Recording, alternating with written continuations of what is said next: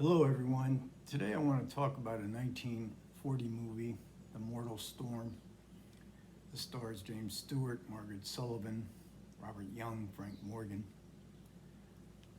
It's one of the first films that in which Hollywood directly addressed the problem of the Nazis in Germany and Europe.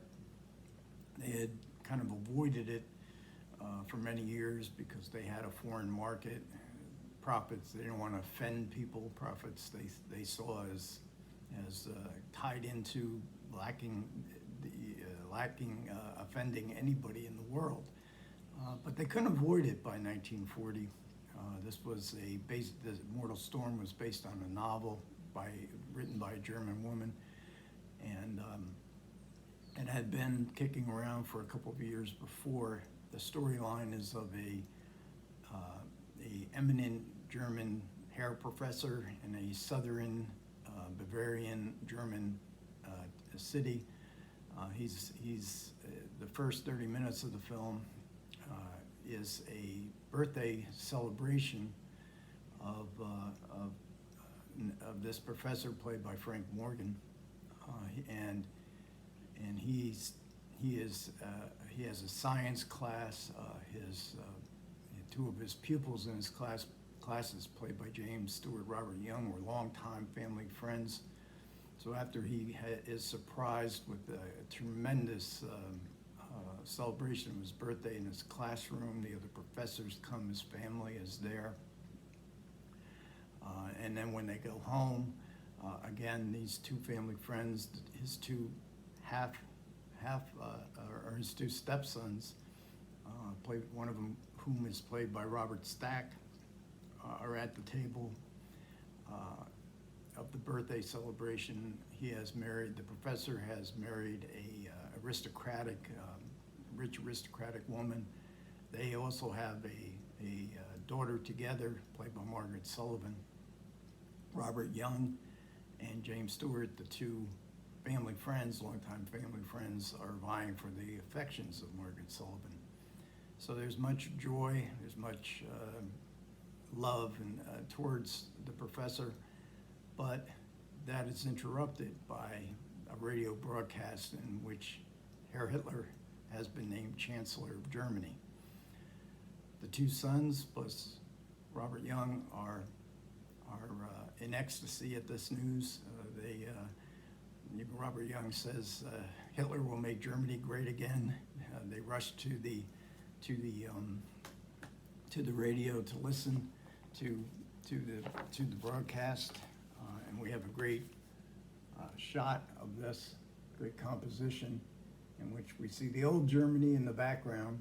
James Stewart, not part of this fanaticism for Herr Hitler. Margaret Sullivan, stepfather, the mother. That's the old Germany shrinking away, and there in the foreground is the new Germany, pledging their loyalties to Herr Hitler. The fly in the ointment is that the stepfather, played by Frank Morgan, is what the film calls a non-Aryan. They did not use Jewish. Anti-Semitism was rife in the United States as well as Europe.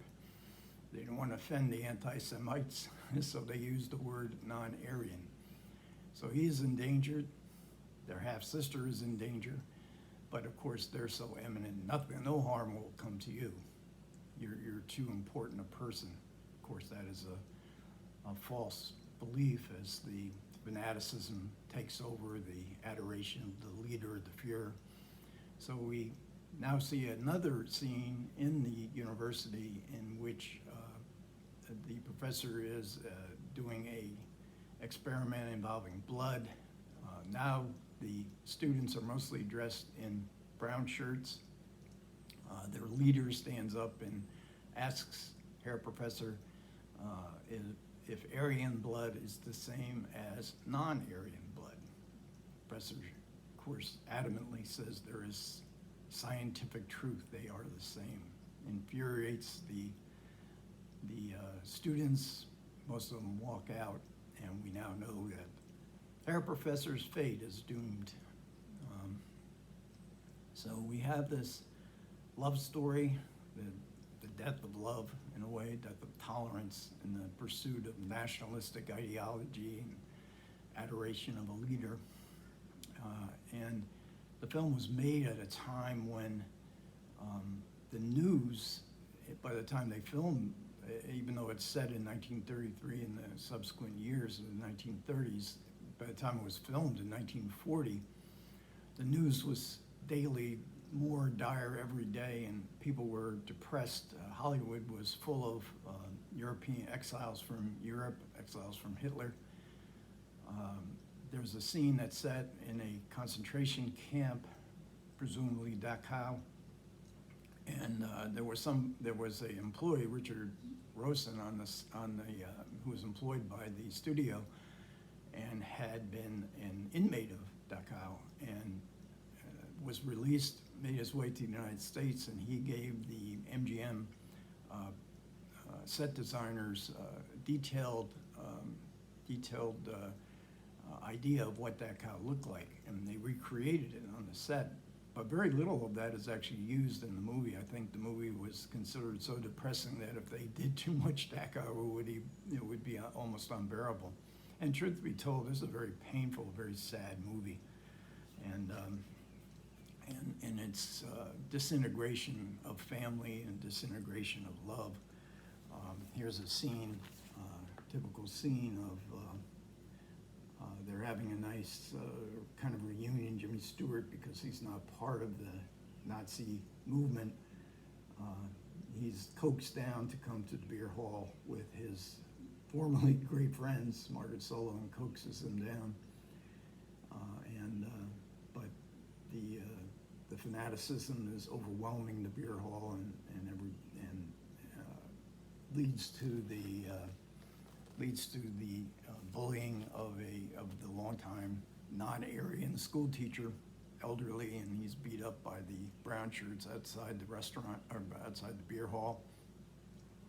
So we have this overtly anti-Hitler, anti-fascist movie, and the producer, Sidney Franklin, this was a passionate project for him, and he had worked on it for a couple of years. But as in that scene that we just saw, it may have been that scene, he was watching them filming it, and he was so depressed by the daily reports coming out of Europe that he just couldn't go on overseeing the project. So he had to let it go to, he told the studio that they would have to get somebody else to oversee this project, and Victor Seville replaced him.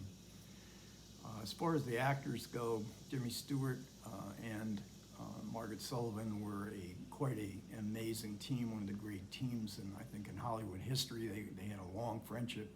Some people say that Sullivan was the love of Jimmy Stewart's life, and I can understand that, and certainly the chemistry is there. Borzage said that Robert Young would often kind of walk through his roles. He didn't really take them acting very seriously, but when he acted with Margaret Sullivan, he just couldn't let Maggie down. He had to give it his all, and this is a very intense performance by Robert Young. Frank Morgan gets to have a very serious role. He's just magnificent as Herr Professor.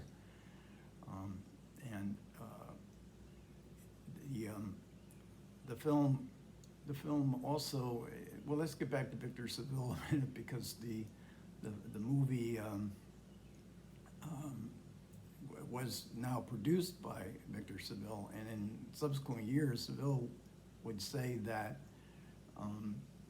Borzage was inundated with his marital trouble. He was drinking heavily, both of which are true, and that Victor Seville had actually directed most of The Mortal Storm. And he stated that on more than one occasion, and became to be almost, well, this wasn't really Borzage, this is Victor Seville. Hervé Dumont, in his book biography, did research on this assertion, and he talked to some of the minor actors, or some of the actors who were still alive, and which included extras. Borzage's sisters, two of his sisters were in the extras, played extras in the cast, and nobody could remember ever seeing Victor Seville on the set anywhere. And but Dumont went one step further, and he contacted Jimmy Stewart, who was still alive, and Stewart responded to him in a note that is copied in Dumont's book. And he says, "Dear Dr. Dumont, Frank Borzage directed all of the picture of Mortal Storm. No one but Frank Borzage directed Mortal Storm. Sincerely, James Stewart." So that puts that particular aspect of the movie to rest. But where is Borzage in this movie? Well, yeah, I think he's everywhere in the composition, these magnificent tracking shots. I mean, Borzage was one of the great tracking shots. For instance, in the birthday celebration at the university, it tracks into we follow Frank Morgan into the classroom, which is sort of a stadium-style classroom, and it slowly evolves to look up what Frank Morgan, the hair professor, is seeing, which is a massive amount of students clapping, stamping their feet in adoration of Herr Professor.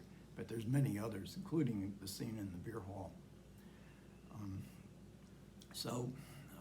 The Mortal Storm did not do good business. It was kind of disappointing. It did okay in the cities, out in the countryside, not so much. It was considered too depressing, and which it certainly was, and compared to the fact that everybody in the world was being daily inundated with such horrible news coming out of Europe. It probably couldn't be helped, but it did do very good business in England. Of course, it could not play in hardly anywhere in Europe. But later on in Germany, surprisingly so, I think later in 1950s, it was played at a film festival and was highly regarded and became a popular movie in Germany, I think on TV and also on French television. But but we see Borzage, like the opening shot, we see beautiful clouds in the sky that's slowly turned dark, and we then go down to the pure whiteness of the snow. Borzage was a man who believed in knowledge, believed in scientific fact, while also believing in a cosmic force in the world, which makes him seem a little old-fashioned today, but it was something that Borzage really understood. He has the triangular relationship, both Robert Young, James Stewart in love with Margaret Sullivan. These points have to intersect, converge, as they often do in a Borzage movie, in the very moving and tragic finale. Just beautifully filmed ski scenes where they employed Olympic champion skiers and devised some sort of sled to make it so it would be smoothly filmed. And we have Borzage did believe in the sanctity of the human being, and that it was always being tested by social forces, family forces, and we have in order to reach a stage of some enlightenment, we have to endure these tests as we climb the ladder. All this is in the Mortal Storm, and much more. Nothing on there's no extras for this great film. There's a couple of, this is a Warner Brothers archive collection. There's a couple of cartoons that try to, I think one of them is called Peace on Earth, that try to mirror some of the concerns of the film. I think it's a terrific movie. It has continuing relevance in its kind of analysis of nationalism and adoration of leaders. This is a human concept that probably will never go away and will always be a challenging to the future of humanity. Not to sound too highbrow, I apologize if I just did. Anyways, that'll about wrap up the Mortal Storm. I have one more Borzage on my list to discuss, and that's Moonrise. from 1948. Other than that, thanks a lot for everybody who listened to me, and I hope you guys take care of yourselves well, and I will catch you next time.